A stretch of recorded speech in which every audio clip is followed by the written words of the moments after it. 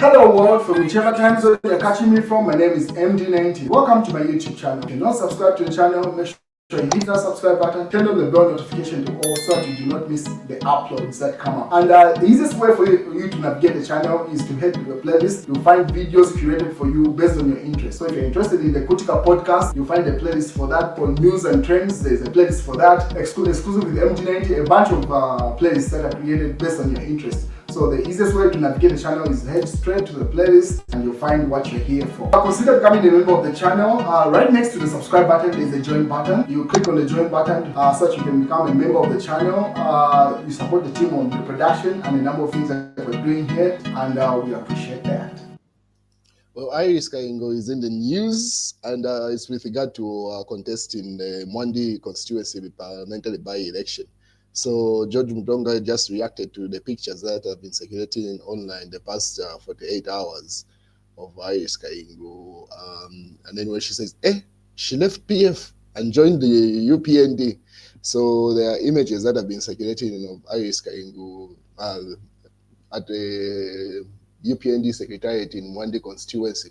If you remember last general elections in 2021, she contested the Mwandi parliamentary seat on the on the Patriotic Front ticket. She actually came out second in that particular election, and the margin was very close. It's very close. Some of the closely contested seats where the Mnali constituency, where at some point it was even believed that Difficulty, the comedian, had even won, and then later on it was after counting all the votes, it was discovered the UPND candidate won the Mnali constituency, but Difficulty came out second. But the margin was very close. Same thing with Tesila Lungu's seat in Chagwa. At some point, it was believed that she had lost to the UPND candidate, but after counting the votes in totality, then it was then discovered that Tesila Lungu had won that seat. Same thing with the Mwandi constituency. At some point, it was believed Iris Kaingu had won it, and then after counting the seat, all the votes, it was discovered the UPND had won. So there are those closely contested seats, and it is believed the only reason that she lost in Mwandi was because she contested on the Patriotic Front ticket, because Mwandi is believed to be a UPND stronghold. So and there's a likelihood the current sitting member of parliament may probably has underperformed, and the UPND have read the atmosphere to say, hey, if she runs, whether independent or whatever, she's likely to pick this seat. So they might as well co-opt her and use her as the candidate. You can't fault them for that. And then with regard to Iris also, she has read the atmosphere, because PF is still fighting in court. There is that fight, who's the actual owner of PF, that section of Given Winter, and then also Chabinga. So they are still fighting of who's the true leadership of the Patriotic Front. So she's read the atmosphere. At this point, President Edgar Lungu is dead, and probably is the only person that believed in her. She's like, hey, I might as well move. So you can't fault her for that. She is likely to pick this seat, and the UPND have simply read that, and she's in. So Cornelius Mwetwa spoke on the same issue after it trended for a while. So we welcome Iris Kaingu to UPND Mwetwa. So Chief Government spokesperson Cornelius Mwetwa says the United Party for National Development welcomes former Patriotic Front Mwandi parliamentary candidate Iris Kaingu to party with no reservations, because it's a democratic right as a citizen. So that's what he says. And then Mwetwa said her joining the party is an indicator that the policies of President Hakainde Hichilema are working. He told Kalemba in an interview that Kaingu is just like any other citizen who enjoys the constitutional right of association, and it is a constitutional right to associate with a grouping of her choice. And Mwetwa said it is a constitutional right to associate, pretty much just repeating the same point there. So you see, Cornelius Mwetwa, Chief Government spokesperson, has welcomed Iris Kaingu into the UPND, and from the look of things, she's likely to be their candidate in the coming 2026 elections, because her father did the job there in that constituency. So it's she just has to ride the wave of her dad. And if he goes on the ground and campaigns with her, it's home and away. Just look at the margins that she did when she lost that seat. So, I mean, you can't fault her for that. And obviously, the Patriotic Front has not taken that news lightly. And you can see they've started circulating pictures or in a bikini at some falls, literally. So, at this point, you expect even a video, that sex video, to pop up. That's the only weapon that is used against her. Even just recently, when those sex videos started trending the past couple of weeks, she was tagged in things that she hasn't done. She had to complain and say, you people, that thing has been, is it 14 years or if not more? And you people keep holding me to a decision that I had made when I was still very young and developing in my 20s. Now I think she's in her 30s or something. So she was simply, you cannot hold that decision over my head forever and ever. And then all the decisions that I'm making right now, you're not celebrating with me. So pretty much, it's just politics at this point. So there's a likelihood the resurface of that video is likely to trend as we go into the 2026 elections.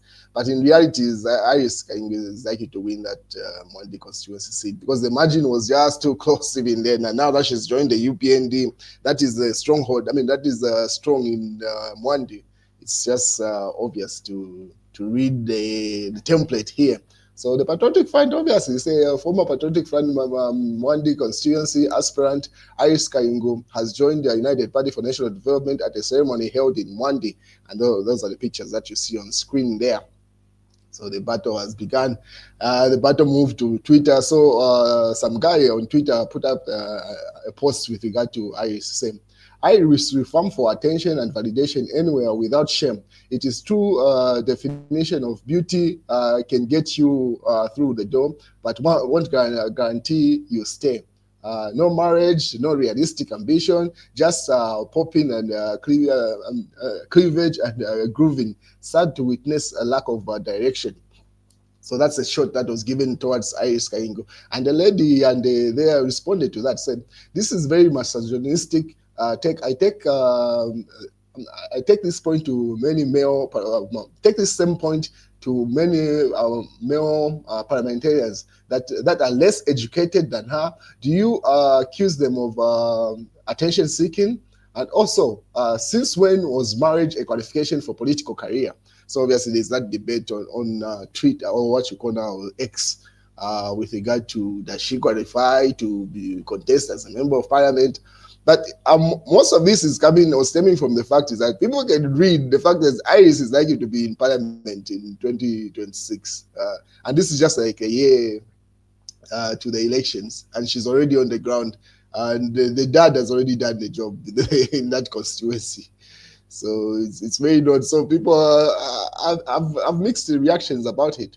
And if you remember, a decision also to probably leave the Patriotic Front is that she put up a post when she attended Edgar Lungu's memorial, where the burial was supposed to take place in South Africa, the one that was hosted by the Attorney General of Zambia. And she made it clear to say the only person that actually believed in her and endorsed her is actually Edgar Lungu. That made it possible for her to be even contest the parliamentary seat on the PF ticket, because it seems like most people within the Patriotic Front really didn't want her as a candidate in Mwandi. So now that Edgar Lungu is led and the Patriotic Front looks a lot of disbanded or pretty much in disarray at this point, the leadership is not known. Why would she stay in a party where the other candidates or the people that are currently running it did not believe in her in the first place? She might as well either run as an independent or go to the UPND, which is a stronger party in that constituency. So it's stemming from that atmosphere that people can read that Mwandi is likely to have Iris Kaingu as a member of parliament in 2026, where all these political jobs are coming through. And then obviously the guy that had put up the post to say she has no direction responded to people who are saying he has been misogynistic. And then he simply says, academia and leadership are different, zero correlation. And I pray that you have a son one day so that you can understand every take against a female is not a misogyny, but a pure concern. And yes, if Ben Lombe or Mr. Zimba were to pursue politics, I would react the same way. Equality shall save. So simply says, the quality of leadership with Iris Kaingu will be below par according to that individual there. But in reality, is best of what the sex video that she had put up. Let's see how it plays out, because she's been running her dad's business from, I think, for a while now, that lodges, and they're doing very well. So if she's proven herself in business, then how can you say she has no direction? Based off what are you making that assessment? But anyway, everyone is entitled to their opinion, and we wait and see how the Monday elections plays out. But in reality, is that the UPND has read the atmosphere also. Probably the guy that is the current member of parliament there is probably hasn't done a commendable job, and his popularity is dwindled on the ground. So they can read to say, wherever Iris is going, that's where the win is coming from. So they might as well bring her in-house. You can't fault them for that. These are politics. Play along or get sidelined. So that's what's going on with Iris. But then again, the Attorney General of Zambia was on the Sunday interview on ZNBC, where he simply addressed what had happened in South Africa on Friday with regard to the body being given to the government, and then the Lungu family putting up an injunction with regard to it being brought back to Zambia. And then he addressed a number of things here. So one of the part of the extracts from the interview was that he asked to say, who said President Hichilema wants to be near the body or view the body? Anyway, let me play you what he said in this, and then let me play you the video so that you listen to what he says direct. Just stand by. Let them give us reasons. We want to set a precedent. Let them give us reasons why the current president should not go near the casket. And who has told them that he wants to be near the casket anyway? Who has told them that he wants to be near the casket?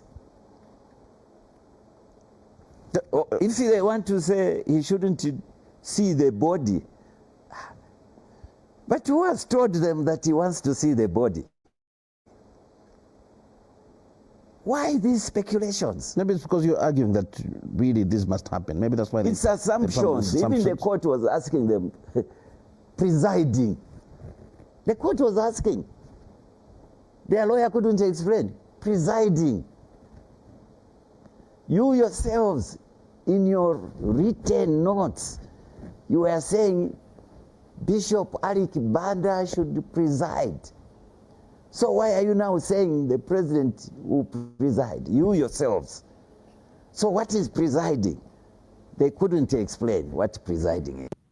So that was the Attorney General on the Sunday interview, explaining, simply saying, and that's why the Lungu family lost that case, to say they are working off assumptions to say that President Hakainde Hichilema wants to preside, but they themselves, in their notes, had stated to say Bishop Arik Banda of Lusaka Diocese is to be the presiding bishop over the thing. And the President Hakainde Hichilema hasn't said he wants to view the body, neither does he want to be near the body. He says, oh, those are assumptions. That was his response to that. And obviously, George Mutonga responded, say, president becomes law. The president cannot be denied to attend a state funeral regardless of politics. So simply reiterating the same point there. And obviously, someone in the comment section responded to say, how about presidents about staying in State House? Simply putting up to say the president has been said to say presidents are supposed to stay in State House, but President Hakainde Hichilema is living in his private residence. That conversation seems the argument can be made on the other side. And then some of the extracts brought up by Chitambala Mwewa, he was like, we will never ignore the family unless they just walk out. That's Attorney General.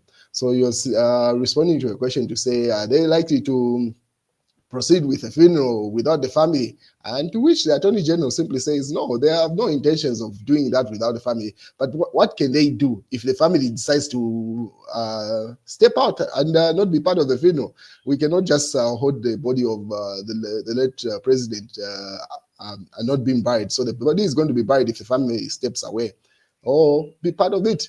And then obviously Fred Membe had questioned the Pretoria court ruling on Edgar Lungu's burial, put up a statement. And then Chief Etayali responded to his, I'm very sure these opposition leaders are not giving these statements out of conviction, but just in spite of Hichilema. with the hope that they can be anointed by Esther Lungu, since she appears to have autonomy and taken over, pretty much taken over the opposition, or pretty much the PF real leadership. So he's simply saying these statements that are coming from Fred Membe and other opposition leaders are just being made so that they can be seen to support the family, and they obviously be anointed as the candidate, and then that receives the endorsement from the Patriotic Front as they go into the elections in that alliance. And then the Attorney General also says pretty much he was asked to say, are they going to bury without the family endorsement, which he simply responded to say, no, they want to involve the family, but if the family steps away, what did you expect government to react to that? And then with regard to the appeal, you also addressed that issue. Just stand by, let me play you the video he was addressing the issue of the appeal. Okay? Don't talk, there is no appeal, okay? Don't talk so much about appeal. There is no appeal. What is there is an application for permission To appeal. Okay? So there's no stay, yes, there's no stay. There's supposed to be an order to stay. But according to the South African law, when you file an appeal, then you suspend. And these are issues where lawyers sometimes, they say, fine, we'll not proceed. Let's wait. And mind you, it was filed on Friday, about 16 hours. And so we are waiting for Monday. Maybe then the court will be able to give directions as what should happen next. Or the court can decide to dismiss the application.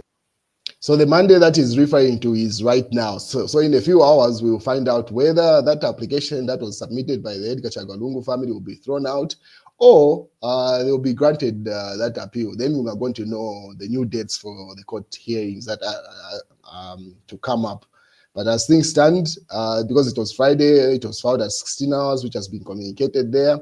Then everything will be made clear in just in a few hours. This is the Monday that the Attorney General was referring to, so we will know what happens just in a few hours as the day proceeds.